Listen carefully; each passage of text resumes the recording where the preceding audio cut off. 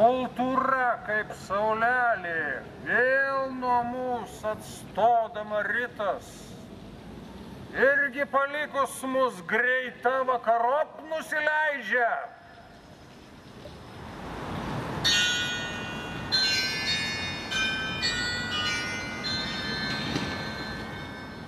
Vei kasdien daugiausiai mums savo spindulį slepia, o menininkų projektai vis ilgyn kasdien išsitiesia.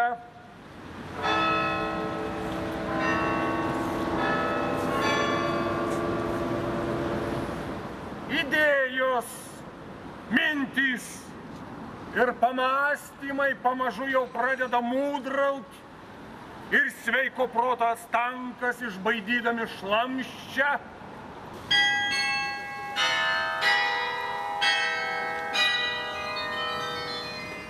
Ak, kur dingot jūs, giedros jūsgi pavasario dienos? Ak, kur dingot jūs, giedros jūsgi pavasario dienos?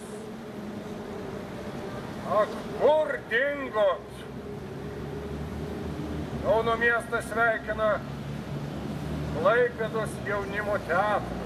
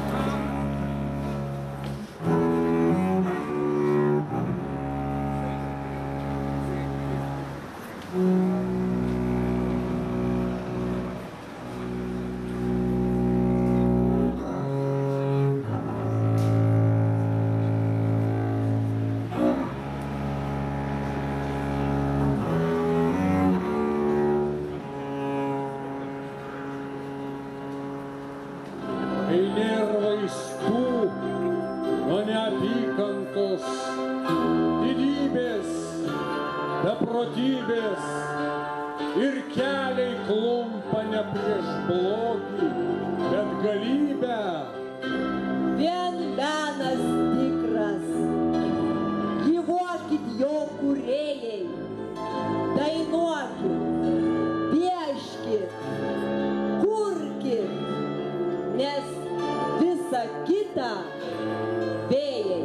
Nes visa kita skausmas, ašaros ir mirtys, kančių keliai, pasaulis tartum svirtis prie skausmo šulinio, iš jo geriu kasdieną, jis mano širdyje, jis rūva venomis. Labai niūri gaida tava, kur džiaugsmas, stebiuosi tavimi. Širdis nujaučia, šviesa pasaulio langus padabins dar auksu. Kol verksi tu, padosiu, šėlsiu, lauksiu. Šaipysiuosi tada, kai tu jan verksi. Manai, kad didis tu esi tik vargšas, nes pesimizmo ūkanose skendi. Apokalipsė. Svieto pabaiga. Kaip proanūkiai mūsų laiką pavadintų? Kaip pavadintų, taip nepagadintų. Prašau tylos. Gyvenimo teatre, mirties artybei subinta viskas. Liūdesys, palaima, Kančia ir skausmas, ir rytojaus baimė. ir džiaugsmas dėl patirto. Mes, kūrėjai, demiurgai, transcendentai, prometėjai, Iškėlė kančią į dangaus žvaigždyną. Iš šio pasaulio juokiamės, bet apkabina, apkamšo kojas nakčiai liūdesys. Tada nostalgijai mes atveriam duris. bet kitą rytą luptelim ant slenksčio ir juokas iš savęs, kaip mat užankščia. Todėl pabūkime kartu tiek liūdesy, tiek linksmume. Visi mes susivienykim mene.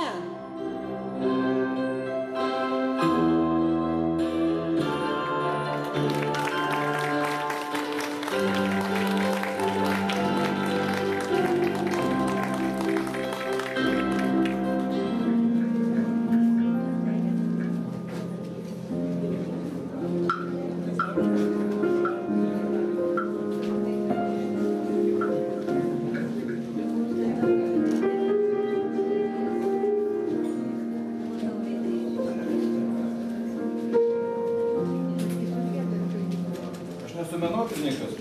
Šis Aušros draugas, jie pakvietė mane pristatyti šitą parodą, tai aš galiu tik tai vieną būdu tą padaryti.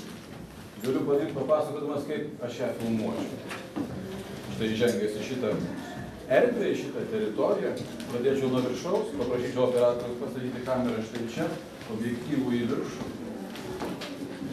kad galėtume pajusti šitą Indijoje sukurtą Aušros darbą.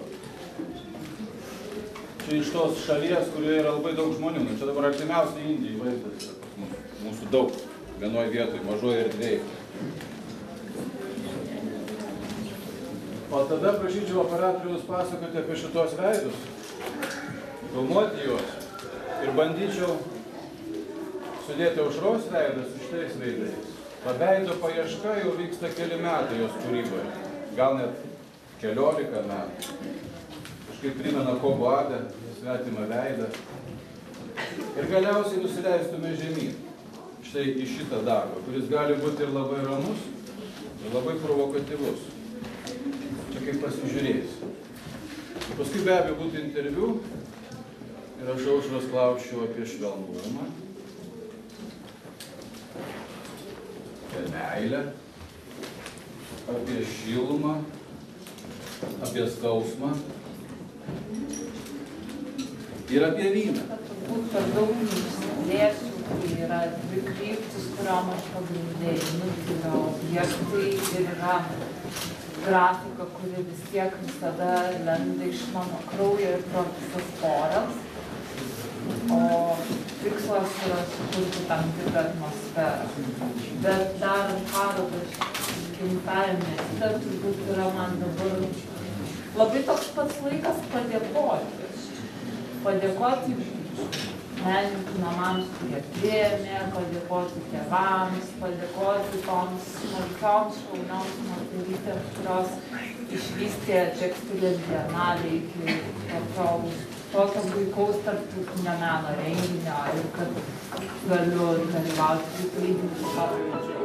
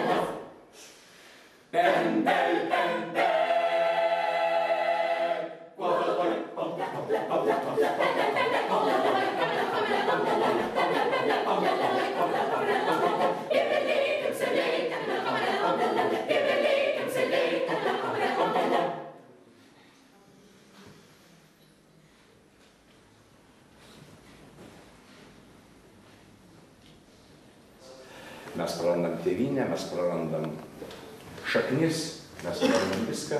Žodžiu, mes turime susiburti vėl visuomenę. Dėl to mes išeinam pas jūs į gatvę, jeigu šiandien buvote, matėte, mes muzikavome, bandom apkeistus prasme ir bandom pasakyti, kad mes ateinam į jūs.